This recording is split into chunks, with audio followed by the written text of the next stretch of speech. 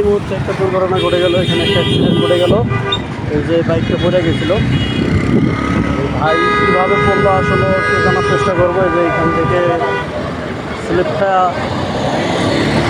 দেখে ওই পাশে পার হই।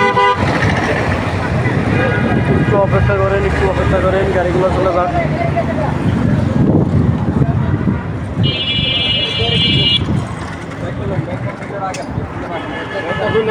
কীভাবে হয়েছে ভাই? সিএনজি গেছে কেন এটা? সিএনজি অ্যাক্সিডেন্ট করছিল, সিএনজি বাড়ি দিয়ে রাইখা চলে গেছে, সিএনজিরে ধরতে পারে নাই।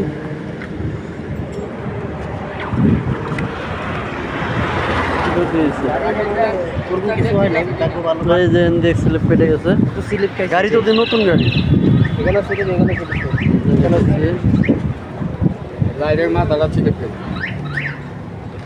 ভাই আপনি সুস্থ আছেন তো? দেখ আলহামদুলিল্লাহ, ভাইয়ের কোনো ক্ষতি হয়নি, খালি পায়ে একটু আঘাত পেয়েছে। একটু প্লাস মারাতে ভাই মানে সিনচেটা ঠিক আছে, কিন্তু একটু চেক দেন। একটু ব্যথা হয়েছে ভাই, যা ট্রিটমেন্ট নেন এখন, তাহলে রাত্রে এবার ব্যথা হইব। নতুন গাড়ি সিএনজি মেরে দিয়ে চলে গেছে। আসলে এই বছর করছিল যেটা বাঁকা হয়ে গেছে। গাড়িরও তেমন ক্ষতি হয় নাই, ভাইয়েরও তেমন ক্ষতি হয় নাই, আল্লাহ নিজের হাতে বাঁচা রাখছেন। সামনে হেডলাইট টেক গেছে, ব্যাপার না।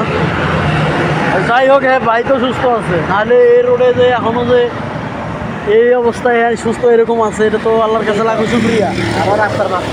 আবার মাঝখানে আমি দেখে দৌড়াই কিরে হঠাৎ করে কি হলো। যান ভাইয়া, হতাশ হইন না, একটু আস্তে ধীরে যান।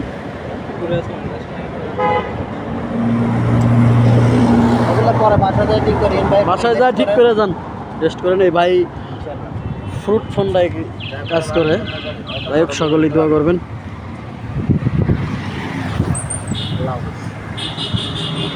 একটি দুর্ঘটনা সারা জীবনের কান্না।